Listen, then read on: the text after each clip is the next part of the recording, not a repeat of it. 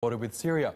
For more, TRT World's Turkey analyst Yusuf Erim joins us now in the studio. Yusuf, thanks for being here. Firstly, these working groups, they come at a time, obviously, where the Turkey-US relationship is quite fragile. Will they succeed? Well, the idea of these working groups were first concocted during U.S. Secretary of State Tillerson's last visit to Ankara. Now, will they be successful? These working groups are actually three phases. The first phase, which started yesterday and will continue today, is focused on Syria. It's going to focus on Operation Olive Branch. It's going to focus on U.S. support for the YPG, but mainly it's going to focus on Manbij. Now, this is an issue that's making the U.S. very, very nervous because it's going to put Turkish forces in close proximity to U.S. forces as Turkish forces try to eliminate the YPG from the Manbij region.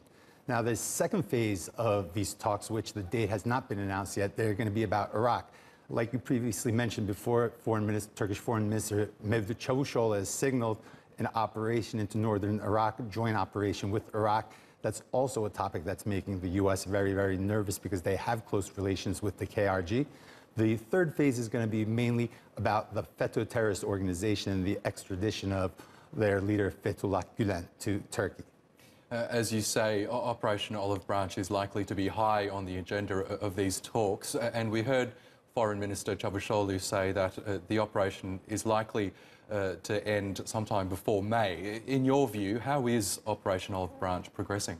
Well, when the operation first started, many defense experts cited the slow progress of the Turkish armed forces allied with the FSA as unsuccessful, maybe even a failure. But now, as experts are seeing the progression and the plan play out for Afrin, we can see that it is actually a success. The Turkish armed forces, coupled with the FSA, have cleared a large portion of Afrin. They've done this with minimal casualties. They've done this with minimal damage to the villages. And this is important because there's 3.5 million Syrian refugees in Turkey, and Turkey plans to repatriate these people, and they can't raise Afrin. They need these homes intact. They need these villages intact.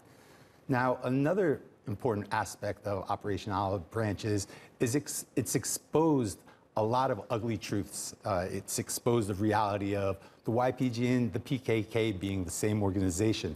It's exposed the reality of the YPG and the SDF's relationship with Shia militia and the regime. This is very important because these are two so-called arch enemies of the U.S., and supposedly their closest ally in Syria is allied with them. There's a long history between the YPG and the regime, dating back to Bashar al-Assad's father, Hafiz. So there's a lot of strong ties, and it's also exposed the reality that the capabilities of the YPG have been greatly exaggerated, very overestimated. I mean, the so-called slayer of Daesh has crumbled in the face of the Turkish armed forces and the FSA. And without strong U.S. air support, without U.S. financing, without U.S. arms and training, they've been exposed as nothing more than a paper tiger or a toy soldier.